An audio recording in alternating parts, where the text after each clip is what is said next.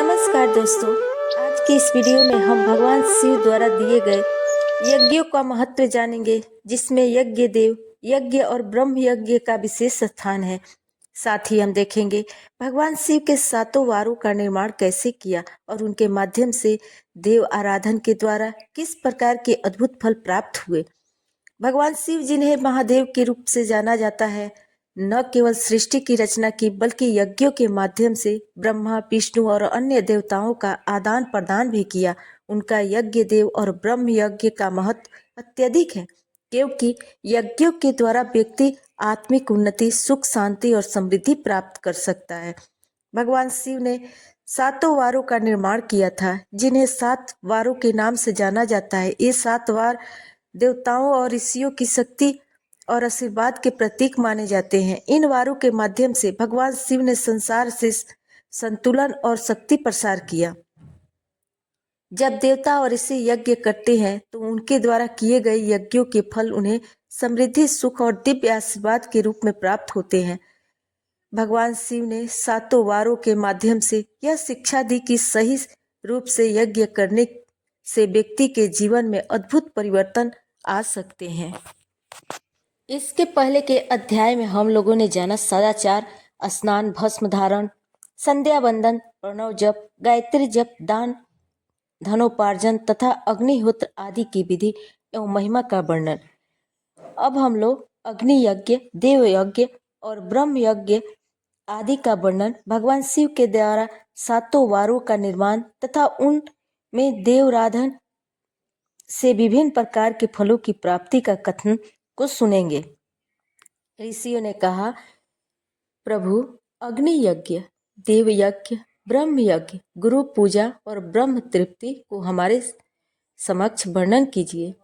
सूत जी बोले, महर्षियों, गृहस्थ पुरुष अग्नि में सायंकाल और प्रातः काल जो चावल आदि द्रव्य की आहुति देता है, उसी को अग्नि यज्ञ कहते हैं। जो ब्रह्मचर्य आश्रम में स्थित है, उन ब्रह्मचारियों के लिए समिधा का आधान ही अग्नि यज्ञ है। वे समिधा का ही अग्नि में हवन करें। ब्राह्मणों, ब्रह्मचर्य आश्रम में निवास करने वाले द्विजों का जब तक विवाह न हो जाए और वे उपास अग्नि की प्रतिष्ठा न कर ले, तब तक उनके लिए अग्नि की समिधा की आहुति, व्रत आदि का पालन तथा विशेष यजन आदि ही कर्तव्य है। यही उनके लिए अग्नि यज्ञ है।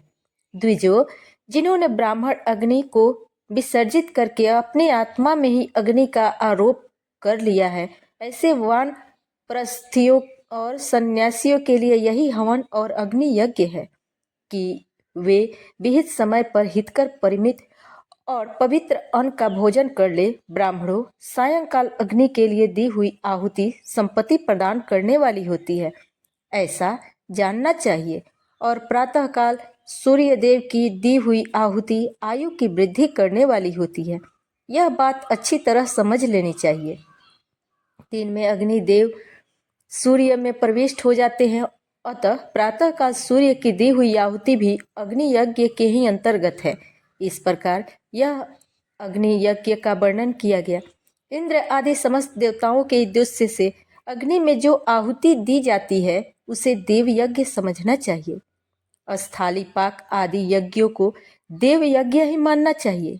लौकिक अग्नि में प्रतिष्ठित जो चूड़ाकरण आदि संस्कार निमित्तक हवन कर्म है, उन्हें भी देव यज्ञ के ही अंतर्गत जानना चाहिए। अब ब्रह्म यज्ञ का वर्णन सुनो। द्विज को चाहिए कि वह देवताओं की तृप्ति के लिए निरंतर ब्रह्म यज्ञ करे। वेदों का जो नित्य अध्ययन या स्वाध्याय होता है, उसी को ब्रह्म यज्ञ कहा गया है। प्रातः नित्य क्रम के अंतर सायंकाल तक ब्रह्म यज्ञ किया जा सकता है, उसके बाद रात में इसका विधान नहीं है। अग्नि के बिना देव यज्ञ कैसे संपन्न होता है, इसे तुम लोग श्रद्धा से और आदर पूर्वक सुनो। सृष्टि के आरंभ में सर्वज्ञ, दयालु, सर्वसमर्थ महादेव जी ने समस्त लोकों के उपकार के लिए वारों की कल्पना की। ये भगवान शिव संसार रूपी रोग को दूर करने के लिए वैद्य है, सबके ज्ञाता और समस्त औषधों के भी औषध है। उन भगवान ने पहले अपने वार की कल्पना की, जो आरोग्य प्रदान करने वाला है। तत्पश्चात अपनी माया शक्ति का वार बनाया, जो संपत्ति प्रदान करने वाला है। जन्म काल में दुर्गतिग्रस्त बालक की रक्षा के लिए उन्होंने कुमार के वार की कल्पना की। तत्पश्चात सर्वसमस्त महादेव जी ने आलस्य और पाप की निवृत्ति तथा समस्त लोकों का हित करने की इच्छा से लोक रक्षक भगवान विष्णु का वार बनाया।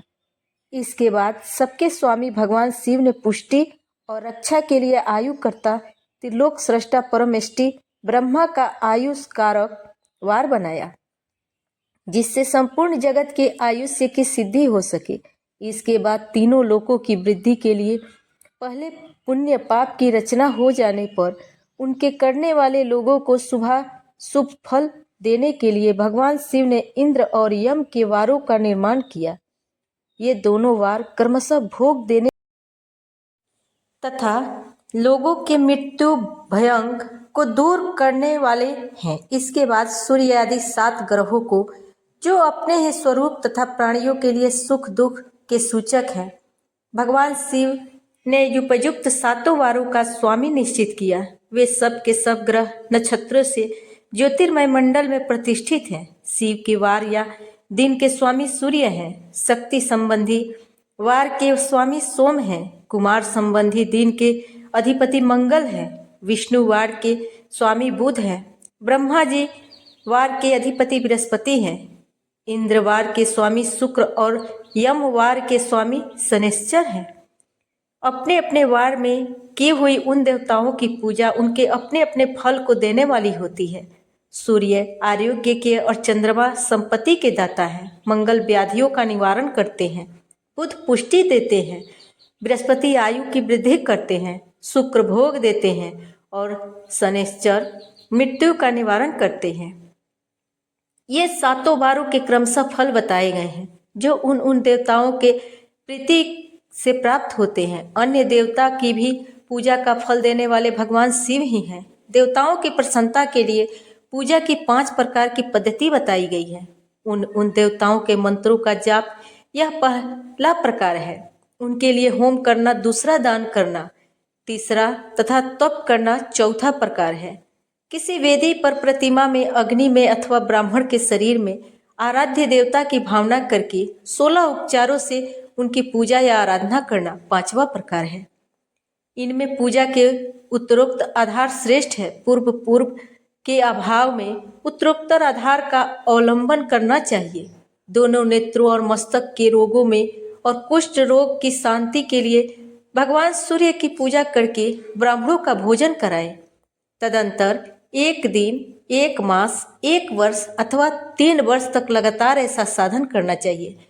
इससे यदि प्रबल प्रारब्ध का निर्माण हो जाए तो रोग एवं जरा आदि रोगों का नाश हो जाता है।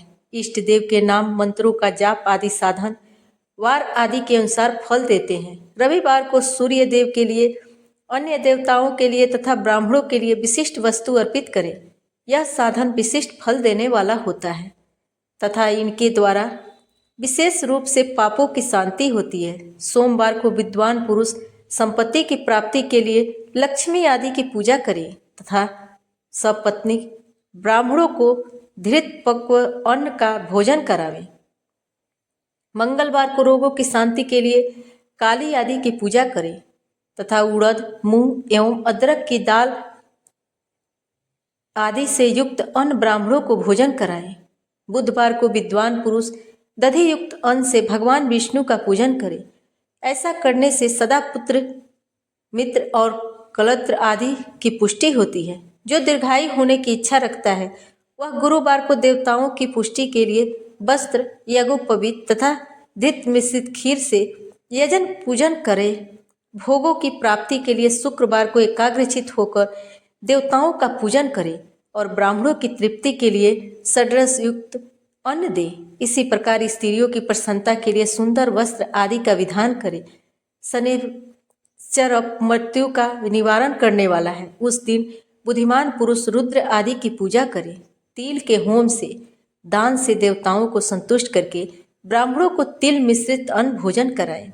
जो इस तरह देवताओं की पूजा करेगा वह आरोग्य आदि फल का भागी होगा।